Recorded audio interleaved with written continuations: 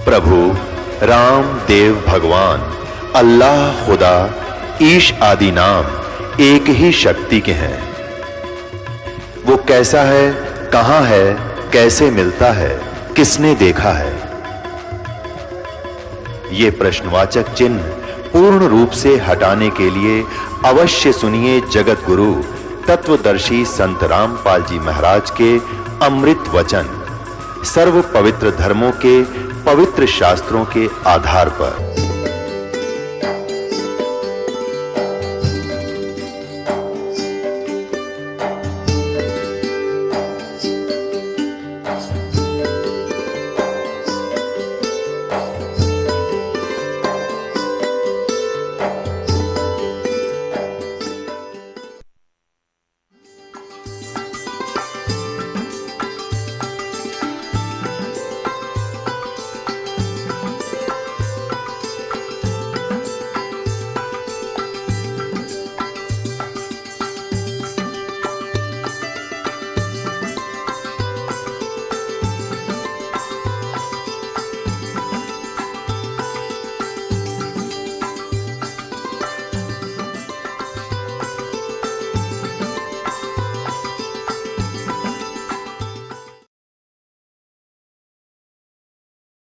श्री कृष्ण जी ने कहा काम को नहीं बना भी, यो शंख तो कंटिन्यू बजना चाहिए था, बहुत देर तक बजेगा, ये तो 5 बार बजा है, इससे बात नहीं बनी।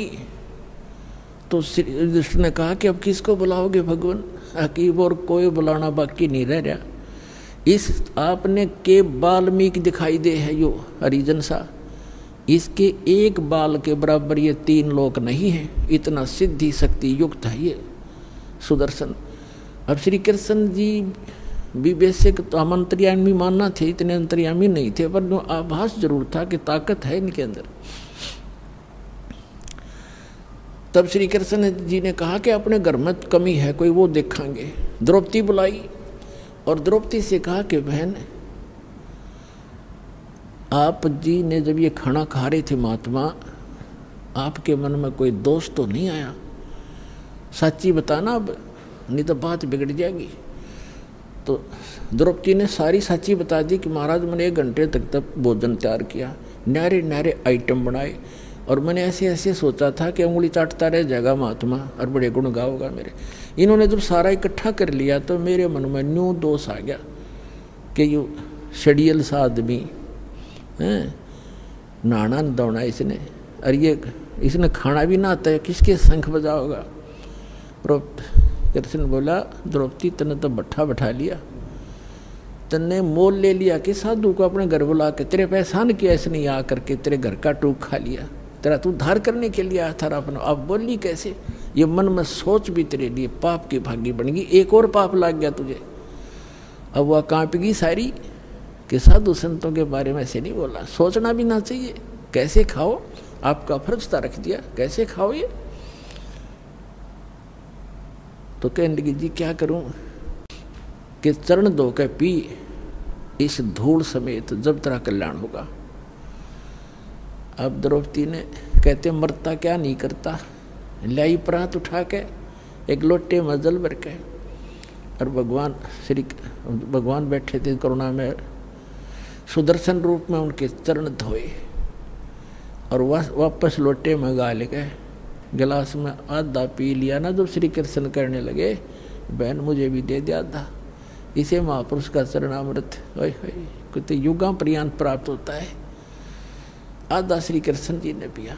उस समय वो शंख वहीं से बजना शुरू हुआ था, और इतना जोर का बजता बजता पूरे पृथ्वी के ऊपर स्वर्गलोक तक आवाज सुनाई दी प्यारी प्यारी, और पूरी पृथ्वी पर जितने भी वृक्ष थे सब हरे भरे हो गए, फल फूलों वाले फूलों से लदपत हो गए, फलों वाले फलों से लदपत हो गए।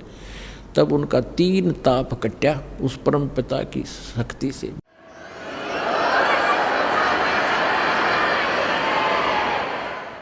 तुम कौन राम का जपते जापम, तात कटे नातिनु तापम, समर्थ का सरनाग हो रंग होरी हो, कभू न हो ए काज राम रंग होरी हो।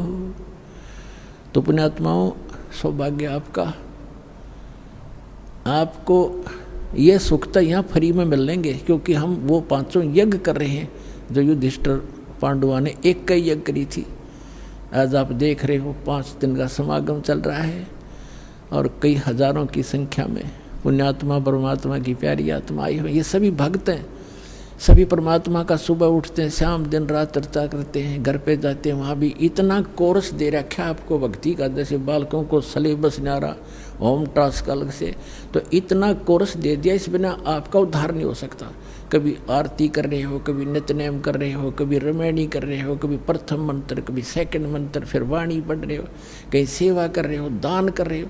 तो ये जितने भी साधु संत यहाँ आ रहे हैं, और यहाँ आपका दिया हुआ जो साधला जो धन है वो आपको बहुत लाभ दे रहा है, करोड़ गुना आपको फल यहाँ देगा और मोक्ष प्राप्ति होगी। ये एकमात्र स्थान इस पृथ्वी पर यदि कोई शास्त्र अनुकूल साधना और मोक्ष मार्ग है तो सतलोक आश्रम बरवाला जिला हिसार हरियाणा में जो आपको प्राप्त हुआ, आपका सौभाग्य है। और भक्ति करते रहो। बोलो सतगुरुदेव।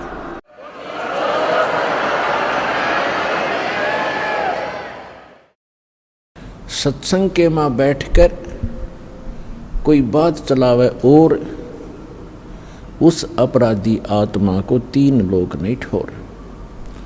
तो इसलिए सत्संग को बहुत महत्व देना चाहिए आपने,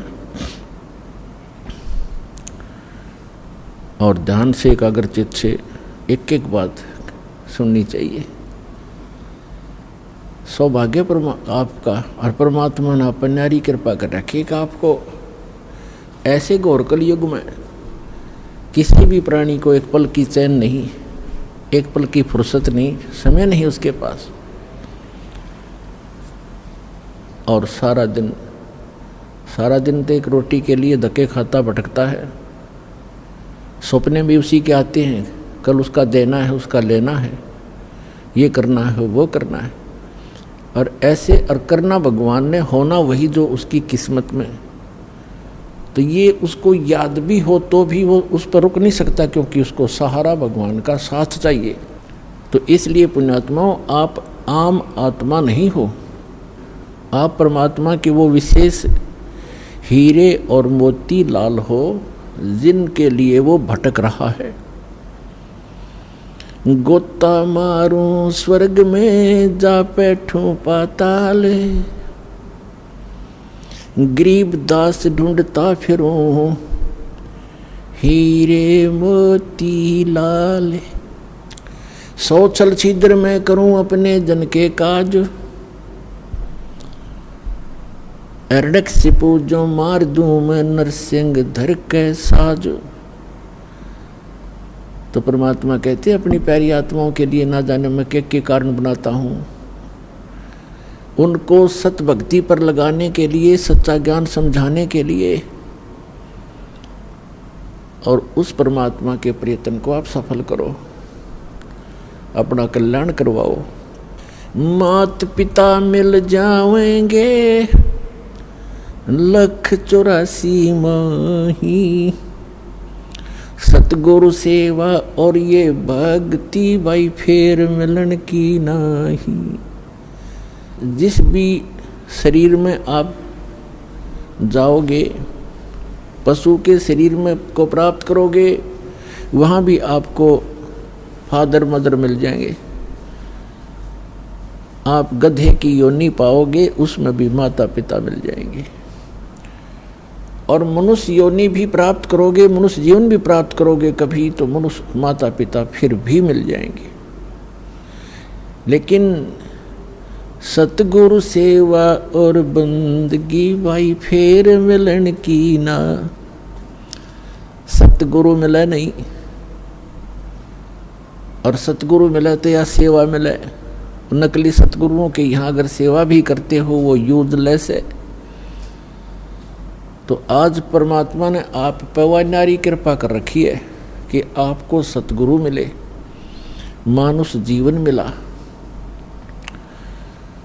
इसलिए परमात्मा के इस ज्ञान को आधार बना के अपना जीवन सफर तय करो। अपन आत्माओं, परमात्मा प्रत्येक युग में आते हैं और अपनी महिमा आप ही बताते हैं। परमात्मा की महिमा दूसरा कौन बता सकता है? हमारी बुद्धि पर पत्थर पड़ गए थे। हम सोचा करते ये संत परमात्मा की महिमा बतावेगा, ये बतावेगा। अरे भगवान की महिमा भगवान ही बता सकता है। अपने द्वारा रची हुई सृष्टि को स्वयं ही बता सकता है। एक ऋषि के बता सके भगवान के द्वारा रची सृष्टि को। अब एक पुत्र अपने पिता की उत्पत्ति कैसे बता सकता है?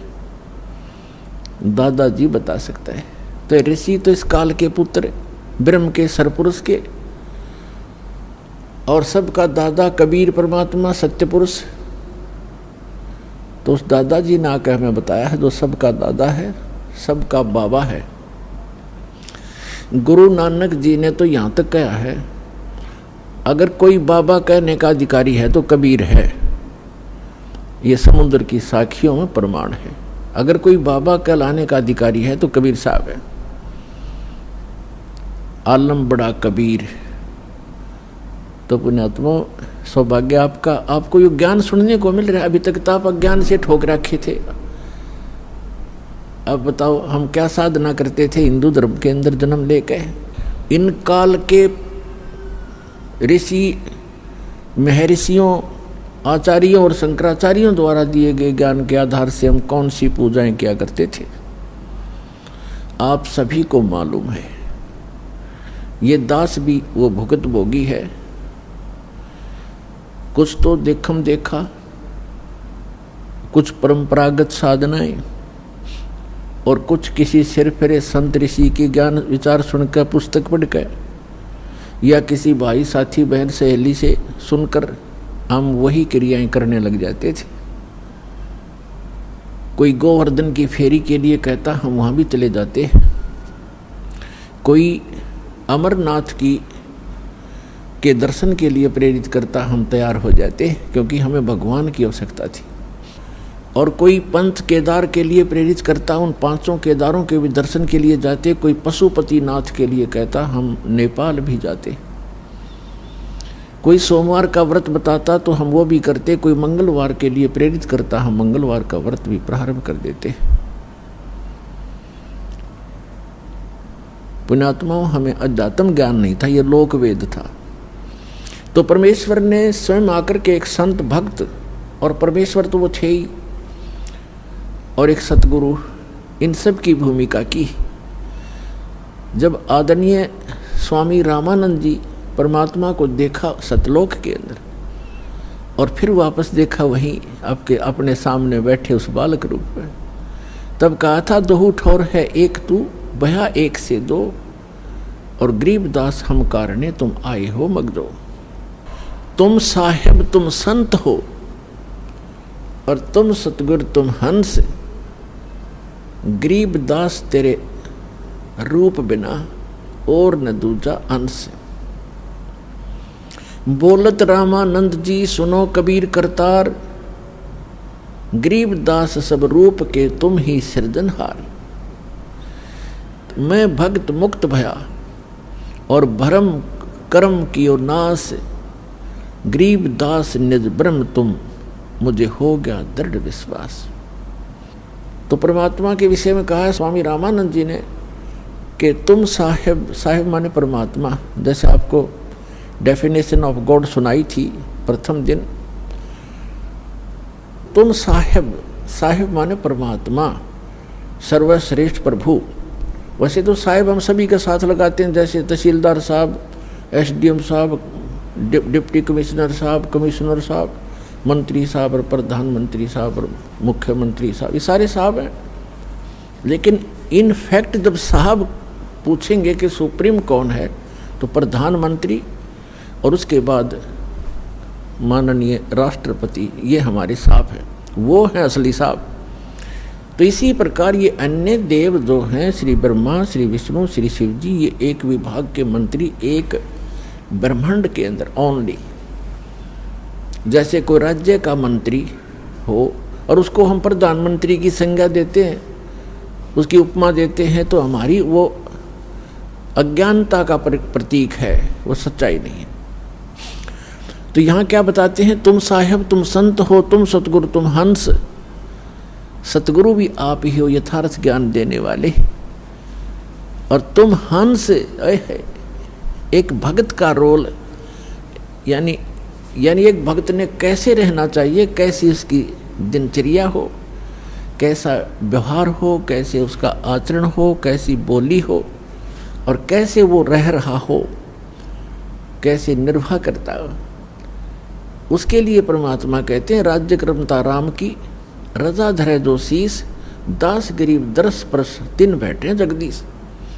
कि जो परमात्मा ने आपके प्रारब्ध में लिख दिया, उसके आधार से आप जीना सीखो। प्रारब्ध का मतलब है कि जैसे आप जी को कोई अच्छे घर में, अच्छा घर हम मानते हैं जिसका घना धन हो, कोई अच्छी पोस्ट हो उसकी, ठीक है, आपके संस्कारवश आपका कहीं ऐसा जन्म है, तो ये ना भूलना चाहिए कि आप चाहे कितने धनी व्यक्ति या कितने ही मंत्री प्रधानमंत्री के घर जन्म आपका, आपको उतना ही स्थान चाहिएगा सोने और घूमने फिरने और क्रिया करने के लिए जितना एक निर्धन जहाँ गुजारा कर रहा है। एक कक्ष में, एक मकान में 20 कक्ष हों ऊपर नीचे, तो उस व्यक्ति ने एक ही कक्ष में, एक रूम में, एक तख्त पर, पलंग पर, उतने स्थान पर टाइम पास करना है। तो परमात्मा ने हर तरह से हमें समझाने की चेष्टा की है। और परमात्मा पाने के लिए किसी को ये भ्रम हो कि धनी लोग जो घना दान धर्म करते हैं और उच्च जाति के हैं, पहले ये भ्रमना, ये भ्रांति बहुत ज़्यादा थी कि ब्राह्मण लोग ही मोक्ष प्राप्ति करते हैं, यही ऋषि महर्षि बनते हैं, इनके वंशज ही ऋषि महर्षि बनते हैं। तो परमात्मा ने ये सारी फड़क निकाली थी, ये सारी भ्रांतियाँ निवारण करने के लिए एक गरीब जुल्हाए की भूमिका की थी कि परमात्मा के भक्त को घड़ी जरूर आवश्यकता नहीं होती, और जब आवश्यकता होती है तो परमात्मा से वो छुपा नहीं होता, परमात्मा से कुछ छुपा नहीं, उसको सब पता होता है। जैसे हम कथाएं सुना करते थे, अब तो आपको ज्ञान हो गया है कि परमात्मा जो परमेश्वर है वही सब कुछ करता है, कबीर साहब ही सब दुख दूर करता है। लेकिन हम जिस भी इष्ट की स्तुति जहाँ बोल रही होती है, हम सभी उसकी पूजा करते हैं और मानते रहते हैं कि ये हमें सुख दे रहा है और सब कुछ कर रहा होता है कबीर भगवान, क्योंकि वो ही गीता अध्याय नंबर 15 के श्लोक नंबर 16 और 17 में 3 पुरुष हैं, क्षर पुरुष और अक्षर पुरुष। इनके विषय में बताया कि ये खुद विनाशवान है, इनके अंतर्गत जितने प्राणी वो विनाशवान है। उत्तम पुरुष है तू अन्य 17वें श्लोक में कहा। और ये लोग तरम अविश्य विवर्ती अवैश्वर है, वही सबका धारण पोषण करने वाला है, वो परम अक्षर ब्रह्म। इन दोनों से न्यारा सरपुरुष तो ये ब्रह्म है जो गीता का ज्ञान देता श्री कृष्ण में प्रवेश करके, और अक्षर पुरुष ये सरपुरुष जो है इसको सरब्रह्म भी कहते हैं, ज्योति निरंजन काल भी कहते हैं। ये केवल 21 ब्रह्मांड का स्वामी है। और अक्षर पुरुष 7 संग ब्रह्मांड का स्वामी है। और परम अक्षर ब्रह्म गीता अध्याय नंबर 8 के श्लोक नंबर 1 के उत्तर में अर्जुन को गीता ज्ञानदाता कहता है कि वो परम अक्षर ब्रह्म है, वो तत्ब्रह्म जो गीता ज्ञानदाता से अन्य और सुप्रीम गॉड है, कंप्लीट गॉड है। तो गीता अध्याय नंबर 15 के श्लोक नंबर 17 में कहा कि उत्तम पुरुष तु अन्य परमात्मा इति उदाहरत है। और ये लोग तरम आविश्य विभर्ती अवैश्वर है, वो तीनों लोगों में प्रवेश करके सबका धारण पोषण करता है, इंक्लूडिंग ब्रह्मा विष्णु महेश की भी वही आपत्ति निवारण करता है। जैसा कि आपको कल बताया था कि समुद्र पर जो पुल नहीं बन रहा था वो परमात्मा आए थे, क्योंकि वो भी उनके बच्चे हैं। चींटी से लेकर हाथी तक, रंग से लेकर राजा तक, देव से लेकर महादेव तक, निरंजन और दुर्गा तक उसी के बच्चे हैं। अपने बच्चों को वही संभालता है। अब जो दास आज प्रसंग सुना रहा है आपको, अब हम भगवान से मांगते हैं धन, और परमात्मा बने थे कति निर्धन, दुल्हा कपड़ा बन के अपना टाइम पास करते थे। वो हमें परमात्मा पर विश्वास करना सिखाने के लिए ये भूमिका कर रहे थे। यदि आप मुझ पर ऐसा विश्वास करोगे मेरे वचनों पर तो मैं तुम्हारा हर समय साथ दूंगा। जो जन मेरी शरण है ताका हूँ मैं दास, और गेल गेल लाग्या फिरूं जब तक धरती आकाश। कहते पीछे पीछे फिरता, जो बच्चा गऊ की नजर में यूं साईं को संत, वो भक्तों के पीछे फिरे भगत वत्सल भगवंत। अब दास ने आपको बताया कि जब आप परमात्मा पर निर्भर हो जाओगे, उस समय परमात्मा कहते हैं यदि आपको किसी वस्तु की आवश्यकता होगी तो मैं आपसे दूर नहीं, क्योंकि मुझे सारा पता है आपको किस समय किस वस्तु की आवश्यकता पड़ेगी। परमात्मा कहते हैं कि जिनको विश्वास नहीं है परमात्मा पे और राम राम भी करते हैं, भक्ति भी कर रहे हैं, कहते क्या हुआ नाम जपणते जब मन में नहीं विश्वास। परमात्मा का विश्वास नहीं तो व्हाट इज यूज, उस भक्ति का यूज नहीं है। अब हम जैसे पुरानी कुछ अपनी कथाएं थी उनमें से साथ लेते हैं, वो भी भ्रमित ज्ञान था, उसको सुचारू करते हैं। अब जैसे एक नरसी नाम के सेठ थे, मेहता थे, और वो बड़े धनवान थे। 56 करोड़ की संपत्ति थी उनके पास, 56 करोड़ की संपत्ति, आज से लगभग 500-600 वर्ष पहले। और कंजूस इतना था कि चवन्नी खर्च नहीं करे, दान भी करना भूल गया। और ये माया जब बढ़ जाती है ये इंसान को दबा लेती है। परमात्मा कहते हैं इस माया को अपने ऊपर ना रखो, इसके ऊपर रहो। मोटरसाइकिल को सिर पे नहीं उठाना चाहिए, उसके ऊपर बैठकर चलना चाहिए। वो मोटरसाइकिल को सिर पर रखे हुए था, तो वह उसकी मूर्खता थी। परमात्मा ने उस दलदल से उस प्यारी आत्मा को निकालना था। और नरसिंह जी श्री कृष्ण जी के परम भक्त थे और दान करना बिल्कुल छोड़ दिया था। 56 करोड़ उसकी संपत्ति थी और साथ में उसकी हुंडी चलती थी। हुंडी माने जैसे आजकल बैंक हैं और बैंकों में ड्राफ्ट बनाए जाते हैं। यहाँ बैंक में पैसा जमा करा दो, जिसके नाम ड्राफ्ट हो वही ड्राफ्ट को कैश करेगा। उसको चाहे रास्ते में कोई छीन भी ले, उसके साइन के बिना वो कैश नहीं करेगा, वो होगा ही नहीं कैश। तो इसलिए वो पैसे साथ ना ले जा करके ड्राफ्ट ले जाते, कागज सा होता है, चेक सा, और अगले बैंक में उसको जमा कर दिया जाता है। फिर वो वेरीफाई करके उसको कैश करते हैं। ऐसे हुंडी होती थी राजा की तरफ से, सरकार की तरफ से। ऐसे धनवान व्यक्तियों को कुछ सीमा बनाई थी कि 1000, 2000, 10,000 तक की आप हुंडी एक वर्ष में बना सकते हो, ड्राफ्ट बना सकते हो। वो क्या करते थे, पैसे रख लेते थे और अगले जिस शहर में उसने जाना था किसी यात्री ने या सेठ ने, उस शहर में भी ऐसे हुंडी अलाउड होती थी किसी को बनाना, तो उसी के नाम ही बनाई जा सकती थी। और उन दोनों के आपस में प्रमाण पत्र होते थे, उनके सारे वो कागजात उनके एक दूसरे के पास होते थे कि सचमुच ये रिकॉग्नाइज्ड हुंडी बनाने वाला है। तो ऐसे उनमें से भी एक था, वो दरियों में से, उसकी धर्मपत्नी कुछ धार्मिक ज़्यादा थी। उसने कहा कि सभी व्यक्ति नगर गांव के गंगा स्नान करने जा रहे हैं, गंगा घाट पे मुझे भी चलना है, मैंने भी जाना है, कुछ पैसे दे दो।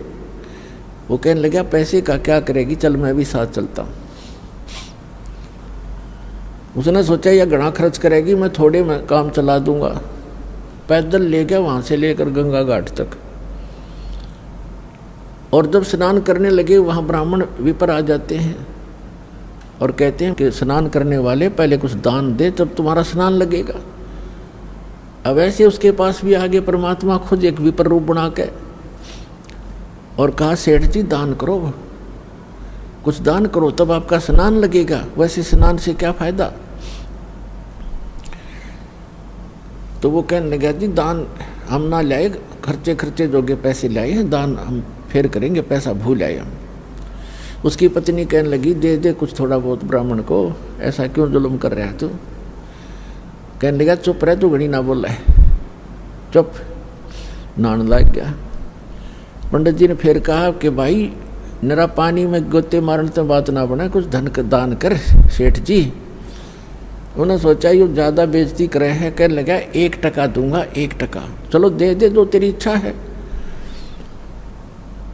कहने लगा यहाँ ना दूँ, मैं थोड़ी लाया हूँ पैसे, घर आ जाना, नरसी मेरा नाम है, और वैसे ऐसे मेरा फलाना गांव है जूनागढ़ जैसे, और वहाँ जाना, सब जानते हैं मुझे। बोला जी ठीक है चल, प्रॉमिस पक्का है? पक्का पक्का। बोला ठीक है। अब वो स्नान ना धो के आगे घर पे। अब उन्होंने तो जाकर गठड़ी रखी थी घर पे, यात्रा से पीछे से परमात्मा पहुंच गए विपर रूप उन्हों के न्यू। दरवाजा खटखटाया, नौकर आया। हाँ जी बोलो ब्राह्मण, बोलो महात्मा जी क्या बात है। कि भाई सेठ जी से कहिए, सेठ जी से कहना मेरा एक दान स्वीकार करके आया था वो, और कहना वो ब्राह्मण अपना दान दक्षिणा लेने आया है, कृपा दे में फिर जाना है। नौकर ने जाके कहा जी कोई ब्राह्मण आया है, आपने गंगा जी पर उनको कुछ दान करने का प्रॉमिस किया था, वो अपना दान मांग रहा है। अब सेठ जी ने सोचा ये तो भाई चिपक गया, यहाँ भी आप आमरा कमबख्त। उसने क्या विचार ला कि आज इस यू यहाँ 1% मांगना आ गया, कल नहीं यो 2% मांगेगा, फिर यो 100 रुपये की ऐसे ही पीछे पड़ लेगा, इसने तो रास्ता मिल गया ये। तो सेठ जी ने कहा कि कह दे उसको ब्राह्मण को कि विश्राम कर, 2 दिन बाद आना, अभी सेठ जी थके हारे आए हैं, विश्राम करेंगे। नौकर ने ऐसा ही कह दिया। ब्राह्मण रूप में परमात्मा ने कहा ठीक है भाई, परसों ले जाऊंगा मैं और यहीं विश्राम करता हूँ, इसके बाग में लेट जाता हूँ सेठ के। सेठ का बाग था, उसमें खावा फल फ्रूट बिछा कर चद्दर लेट गए भगवान। अब सेठ जी को बताया गया, सेठ जी ने पूछा गया वो? अगर नहीं जी वो तो सामने लेट गया, बाग में लेटा हुआ है।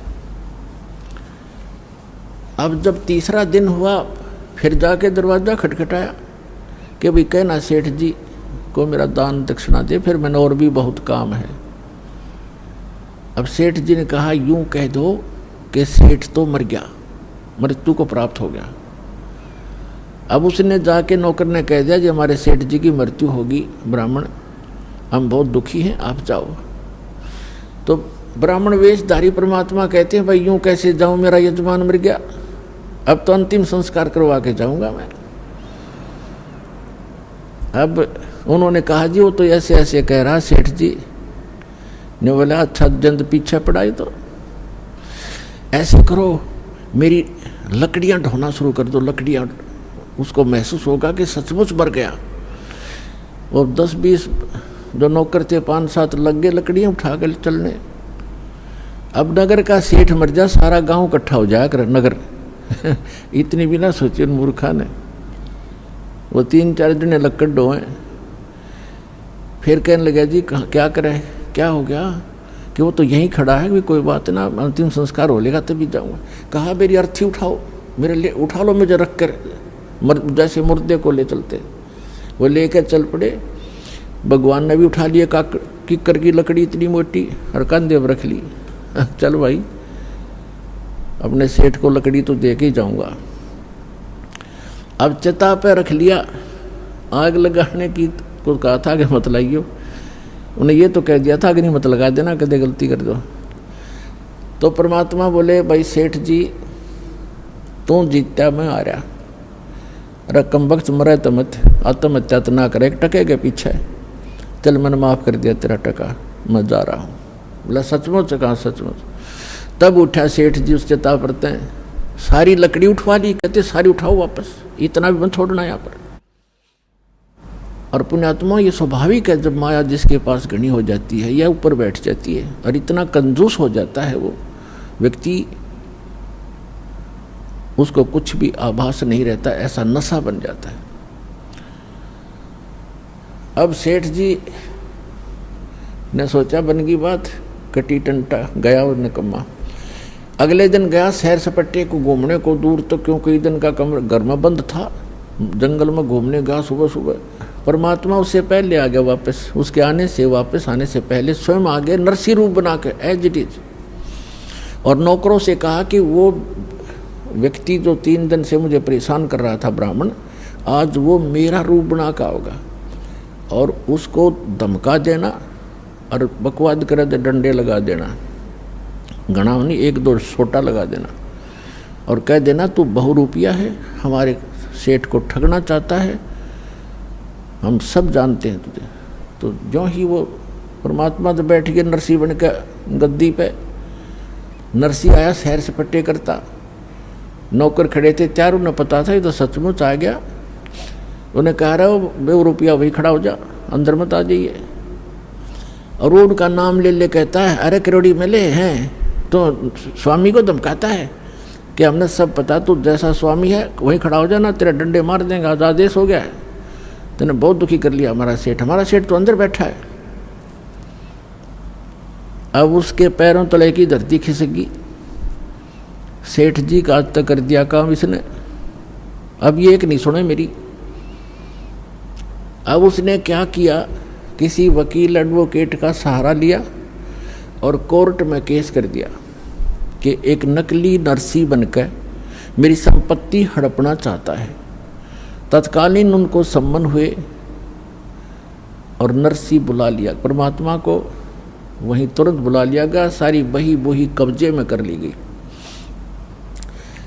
अब सामने गवाही हुई, जब जज ने पूछा कि भाई जो ओरिजिनल बतावा था अपने आप को, जो ओरिजिनल था, उससे पूछा कि इस बही में कोई ऐसा प्रमाण बोल पढ़ के सुन, वो हमें बता जो हम इसमें वेरीफाई करें कि तू सचमुच नरसी है, मालिक है।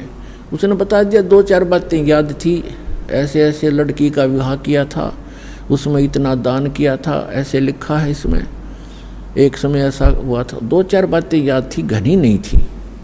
फिर वो दूसरे परमात्मा से पूछा कि भी बोलो आप। परमात्मा ने सारी बही सुना दी ए से लेकर जेड तक। अब वो ओरिजिनल नरसी तो डुप्लीकेट सिद्ध कर दिया कोर्ट ने, और परमात्मा ओरिजिनल नरसी कर दिया। अब नरसी बैठ गया माथा पकड़ के जंगल में जाकर बड़ी में बाहर कि ये कौन से जन्म का दुश्मन था, मेरी सारी संपत्ति हड़प ली। फिर परमात्मा गए विपर रूप धारण करके, कहने लगे नरसी भक्त। उसने देखा कि हाँ बोल, ईब के चावे तो मेरे थे, ईब के चावे। तो कहने लगा मैं आपसे ये चाहता हूं कि आप अपना जीवन सुधार लो। सुधार दिया जीवन, तने मेरी सारी संपत्ति हड़प ली। परमात्मा बोले कि संपत्ति पहले भी मेरी थी या तेरा भूल थी, काया अपनी है नहीं, ये माया कहाँ से हो। जब तेरा शरीर अपना नहीं है मूर्ख, इन चांदी के सिक्कों को तू अपना मान रहा है, तेरी बुद्धि भ्रष्ट होगी। और चरण कमल में ध्यान रखो भाई, इन दोनों को खो, इनको भूल जा। नंगा आया जगत में, नंगा ही तू जावे, बीच में ख्वाबी ख्याल है, ये मन माया भरमावे। वो पृथ्वी पति चकवे गए, जिनके चक्कर चलंत, रावण सरीखे कौन गिने भाई, ऐसे गए अनंत। अगम निगम को खोज ले, बुद्धि विवेक विचार, उदय अस्त का राज मिले तो बिन नाम बेगार। तो परमात्मा ने कहा कि तुझे एक शर्त पर तुम्हें दे सकता हूं वापस। क्या शर्त है तेरी बता। कि आप इसको दान कर दो, आपके लिए बहुत भयंकर सिद्ध हो जाएगी।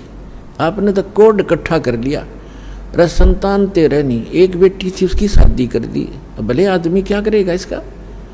तेरी मृत्यु के बाद ये तेरे हकीकी बांटेंगे, ये चाचे ताऊआ के भाई, और तो बनेगा गधा। ऐसे धन वैसे नहीं जुड़ता, ये तेने 2 के 20 बना रखे। मैं तेरे हित में कह रहा हूं भाई। काफी देर सत्संग सुनाया, परमात्मा ने बुद्धि ठिकाना आ गई। कहने लगे परमात्मा कि जब तू इसको दान करेगा तो दूंगा ना, तेरे तो गईया, और दान करेगा तो तेरे पाप कटेंगे, कुछ सहारा मिलेगा तुझे। उसके बाद समझ में आएगी कि आप जो कहोगे मैं वही कहूँगा, वही करूँगा। कहने लगा जाते, फिर वो आ गया वापस। अब नरसी का रोड़ा था, वो ओरिजिनल नरसी भेज दिया, जा भाई बांट दे। उसने उसी दिन भंडारे शुरू कर दिए, गरीबों में बांट दिए, साधु संत बुला लिए, यानी 56 करोड़ संपत्ति कति लुटा के, और बैठ गया बनी में एक झोंपड़ी पाके। दोनों पति पत्नी, उसकी पत्नी तो बहुत धार्मिक थी, हर बात में साथ देती थी उसका। अब ठीक है पाप कटे, अपन क्या करना है, भक्ति कराएंगे बैठ के, रोज अटपट में रहता सारी रात, ऐसा अब लाइन जाओ था बैठा बैठा, ठीक हो गया, पाप कट गया। अब परमात्मा कैसी रजा बख्शते हैं। एक अब उसकी जो हुंडी चलती थी वो निर्धन हो गया, हुंडी कैंसिल कर दी गवर्नमेंट ने,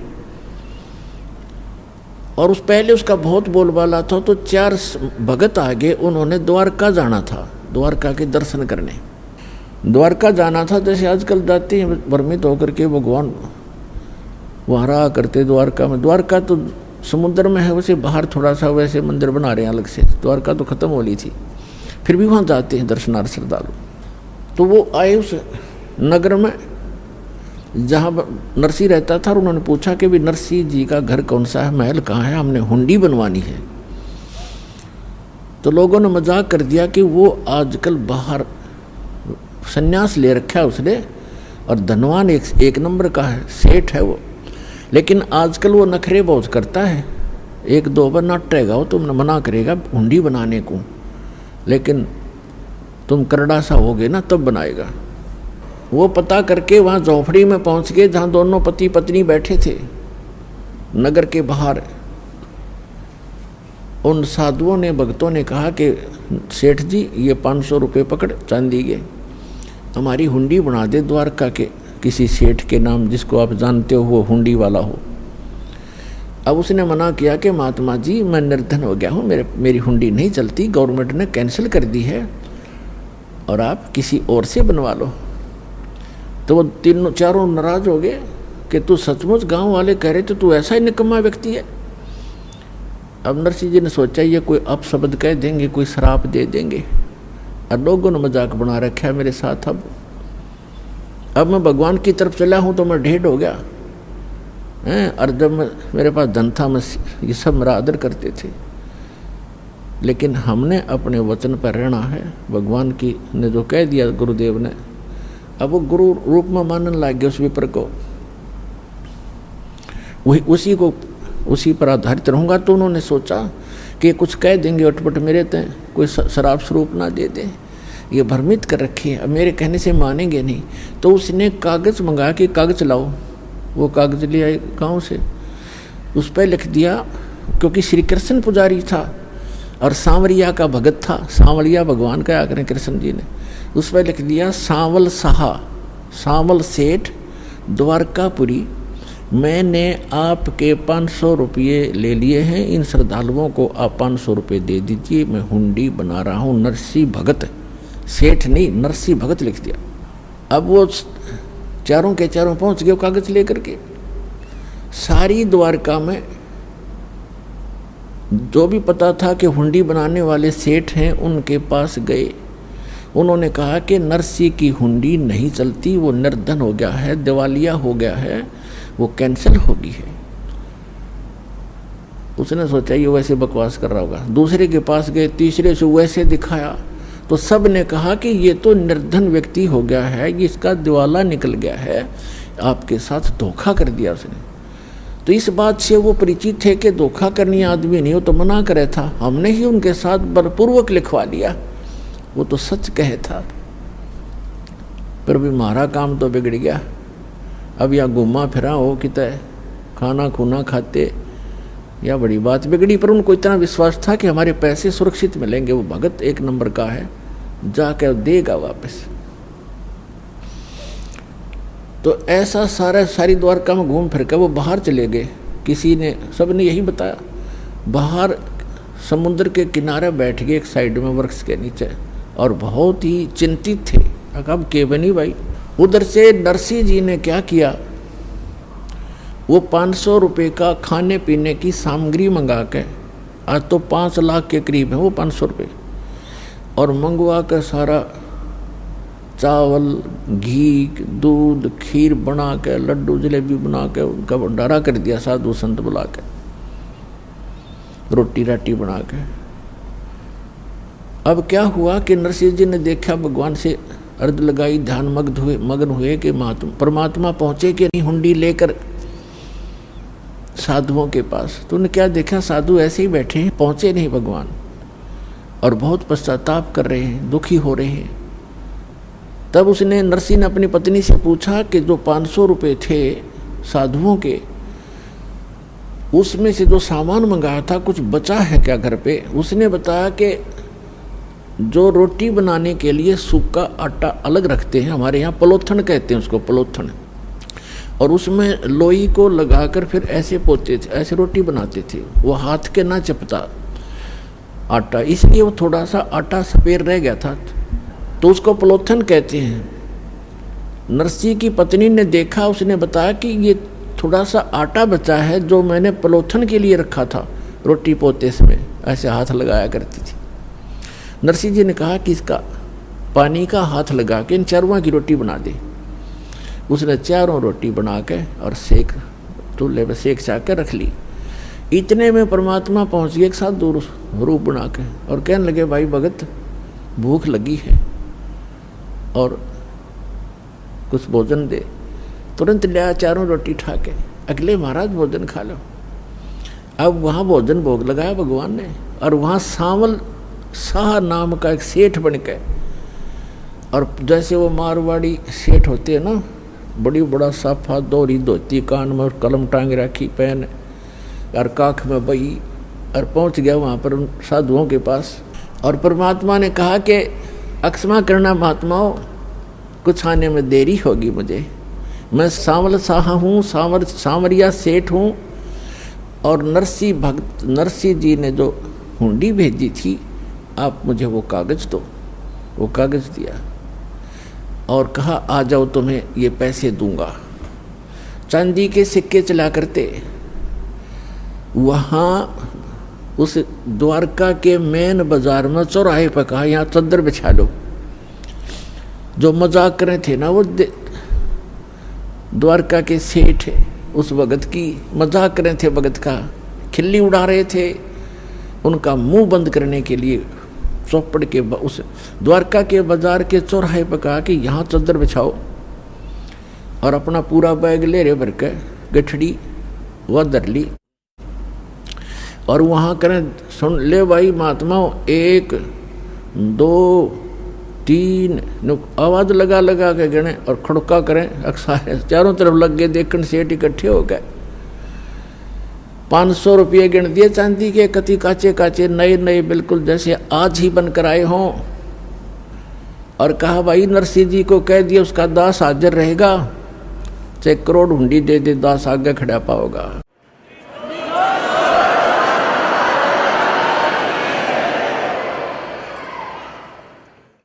परमात्मा कहते हैं, जो जन मेरी शरण है ताका हूँ मैं दास, और गेल गेल लाग्या फिरूं, पीछे पीछे फिरूं, जब तक धरती आकाश।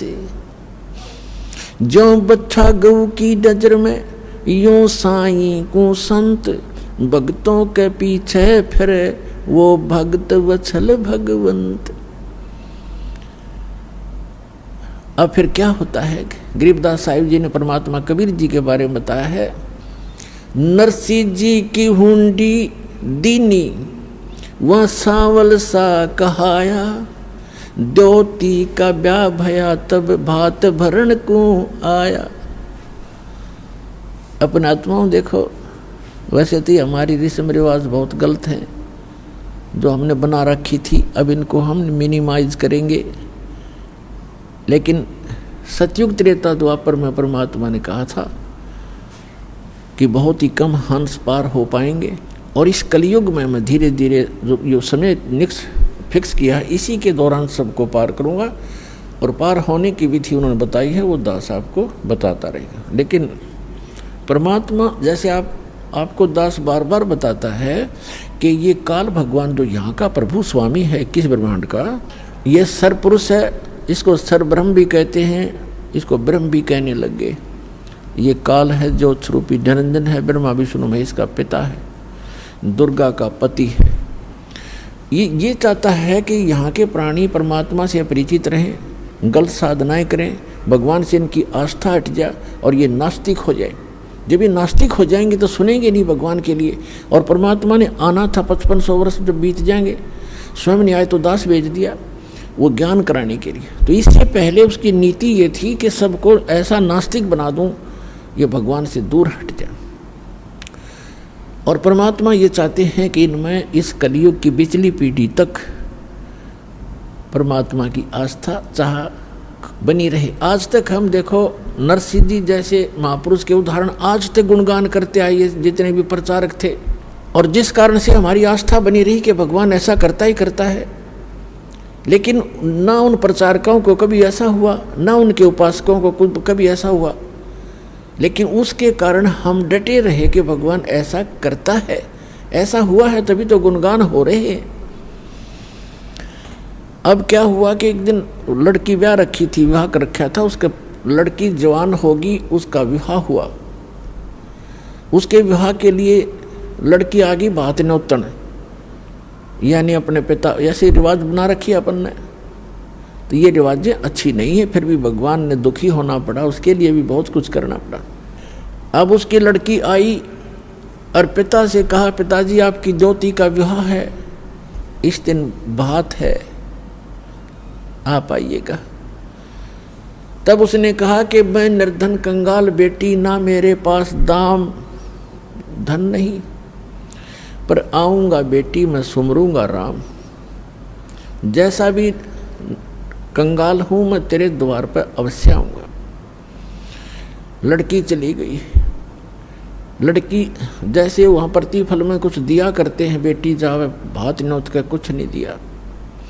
इसको देखकर उसकी सास, लड़की की सास ने बहुत कुछ उलाहने दिए, लड़की को बहुत बुरा भला कहा कि उसने नाश कर दिया, सारी संपत्ति लुटा दी, कंगाल होकर बैठ के हमारी बेइज्जती करवा दी, कदे कदे हमारी इज्जत शिखर में थी। अब लड़की बोल रहा क्या, बेचारी सब्र का घूंट आंसू में टपकाने लगी, बैठ गई एक तरफ जाकर। अब नरसिंह चिंतित हुआ कि कैसे वहाँ पहुँचेंगे, कौन मेरा साथी होगा। यदि वो सेठ होता और भात आ जाता, उसके साथ जाने वाले सैकड़ों इकट्ठे हो जाते गांव नगर के आदमी, और उस दिन कोई नहीं आया। उनके पास कुछ अंधे सूरदास आया करते थे, नरसिंह जी की झोंपड़ी पर बैठ जाते थे, सत्संग करते थे, विचार विमर्श करते थे, फिर चले जाते थे। उनमें एक शिक्षण नाम का बुद्धिमान था सूरदासों में। उसने कहा कि आज नरसिंह तेरी बात में कसक नहीं, तेरी आवाज़ में कोई चिंता टेंशन बन गई। उसने बताई कि ऐसे ऐसे लड़की आई थी और ज्योति का भात आ गया है और ये चिंता बन गई मैंने। सूरदास अंधे ने कहा कि भाई भगवान पर भरोसा रख, दिल ना तोड़े, हम चलेंगे तेरे साथ। ने बोला नगर का कोई साथ नहीं हो सकता। कहने लगे हम चलेंगे सारे के, वो 16 जने थे गिनती में। बोले हम चलेंगे तेरे साथ, चिंता ना करे, कोई बात नहीं, देखी जाएगी जो भगवान उड़ इज्जत हो चाहे बेइज्जती, पर बेटी के द्वार पर खड़े जरूर होंगे चल के। तो वहाँ सफ़र करने के लिए पहले बैलगाड़ियाँ थी, अब बैलगाड़ी उसके पास नहीं, गांव से मांग कर लाया। किसी ने बैल ऐसा दे दिया जो घर से मांगी वस्तु उधारी ऐसे देते थे जो घर से रिजेक्टेड सी हो। किसी से एक बैल मांग गया, किसी से दूसरा, उन्होंने ऐसे दे दिए काम चलाऊ से, निकम्मे से बैल। और बैलगाड़ी थी खराब सी, वह कह दी ले जा सेठिया। अब सेठ ने वही बैल दोनों जोड़ के गाड़ी ले ली, बैलगाड़ी। 16 सूरदास उसमें बैठ के, वह उसके मित्र। अब गाड़ी चले नहीं, क्योंकि ना तो बैल ढंग से चले, ना उसने चलाने आवे, ड्राइवर कदे रहा नहीं बैलों का। और गाड़ी ऐसे लचर पचर करती हुई चल रही है धीरे धीरे। अब उस स्पीड से वो 10 दिन भी नहीं पहुंच सकते थे, और विवाह था तीसरे दिन। अब वो श्री कृष्ण के पुजारी थे, सूरदास भी, और साथ में नरसिंह जी भी श्री कृष्ण जी की अर्ध लगाते जा रहे थे। वो परमात्मा स्वयं आगे एक कारीगर का रूप बना के और उनसे कहने लगे कि भाई नरसिंह सेठ, मैंने भी उस गांव में जाना है, जिस गांव में उन्होंने जाना था उससे एक गांव पहले का नाम बता दिया नरसिंह जी का। और कहने लगे मुझे भी बैठा लो अपनी गाड़ी में, साथ में भी चल पड़ता हूँ। नरसिंह जी कहने लगे बैठ ले बेशक गाड़ी में, पर हम लगता है ये रास्ते में रह जाएगी, ये बहुत ख़राब है, करने वही पड़ी है। तो उसने कहा कि मैं मिस्त्री हूँ, आप एक बार नीचे उतरो और मैं इसको ठीक ठाक कर लेता हूँ, फिर चलाएंगे। नरसिंह जी ने कहा कि देखो मेरे पास पैसा नहीं है किराए कुछ देने को, मैं तो भगवान के शब्द सुना दूंगा तुझे। तो कारीगर रूप में भगवान बोले कोई बात ना, मैं कुछ नहीं लूँगा आपसे, मैं आपके साथ बैठकर भी तो चलूँगा। अच्छा फिर ठीक है।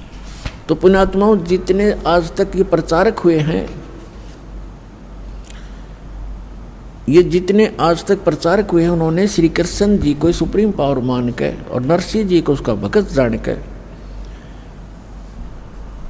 उनका एक महिमा का शब्द बना रखा है, वो सुनाता हूँ आपको। लेकिन सच्चाई जो है वो दास आपको बताएगा।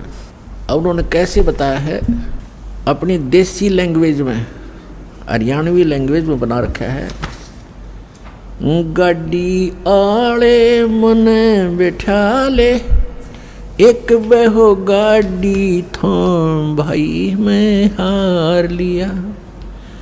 गाड़ी आले मने बैठा ले, एक बहो गाड़ी थाम भाई मैं हार लिया। अब परमात्मा खड़े हैं एक कारीगर के रूप में, सारे इंस्ट्रूमेंट औजार ले रखे, उपकरण, आरी भी, ऐसे काटने पीटने की बसोली सारे ले रखे हैं। और क्या कहते हैं, गाड़ी आले मने बैठा ले, एक बहो गाड़ी थाम भाई मैं हार लिया। नरसिंह जी जब न्यों बोले, या गाड़ी मेरी पुरानी है, प्रभु जी फिर न्यों बोले, भाई के मेरे त छानी है। प्रभु जी फिर न्यों बोले, क्या मेरे त छानी है। नाम कृष्ण जात का खाती, ये जानू सारा काम भाई मैं हार लिया। गाड़ी आले मने बैठा ले, एक बहो गाड़ी थाम भाई मैं हार लिया। प्रभु जी फिर लगे समारण, ले हाथ में आरी जी। नरसिंह जी की वा टूटी गाड़ी, अरने आप समारी जी। प्रभु जी जब लगे संवारण, ले हाथ में आरी जी। नरसिंह जी की वा टूटी गाड़ी, अरने आप समारी जी। नरसिंह बोला मैं शब्द सुना दूं, ना देने को दाम भाई मैं हार लिया।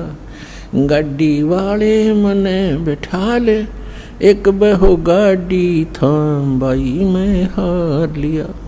16 सूरदास बैठे गाड़ी में, रटे राम की माला जी। 16 सूरदास बैठे गाड़ी में, वो रटे राम की माला जी, पवन समान गाड़ी चाली, जब भगवान बने गढ़वाला जी, पवन समान गाड़ी चाली, जब भगवान बने गढ़वाला जी, भक्तों का रखवाला जी, वो आपे पूर्ण राम भाई में हार लिया, गड्डी आले मने बैठा ले, एक बहो गाड़ी थाम बाई में हार लिया।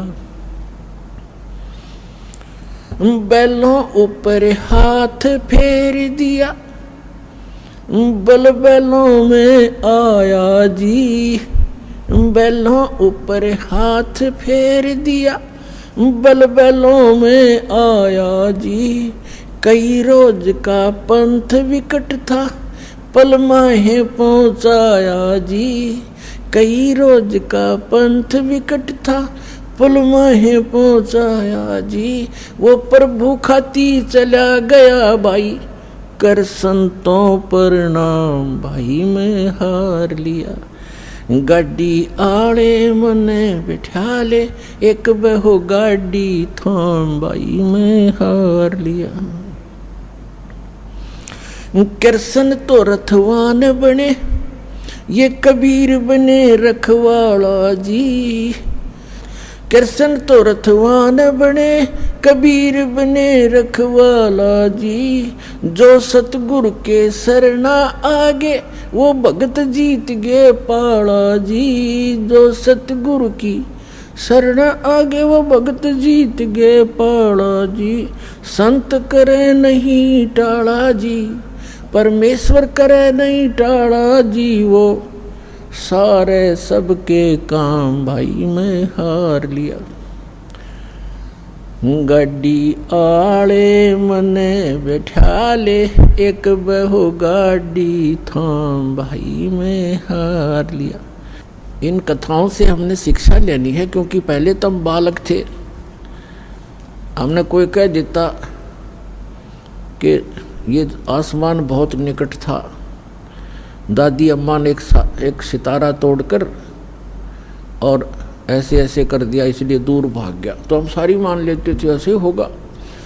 अब हम ये बातें नहीं सुनेंगे किसी की कि श्री कृष्ण जी ने ऐसा कर दिया, फलाने ने ऐसा कर दिया। गीता अध्याय नंबर 15 के श्लोक नंबर 17 में स्पष्ट किया है कि उत्तम पुरुष तु अन्य परमात्मा की उदारते, यह लोक धर्म अवश्य विवर्ती अवैश्वर है, जो सबका धारण पोषण करता है, सबकी केयर टेक करता है, तीनों लोकों में सबका वही एक ही मालिक है, वही सब अपने भगत से पहले पुण्य करवाता है, फिर उसके आधार से अब स्वयं ही उसकी मदद करता है।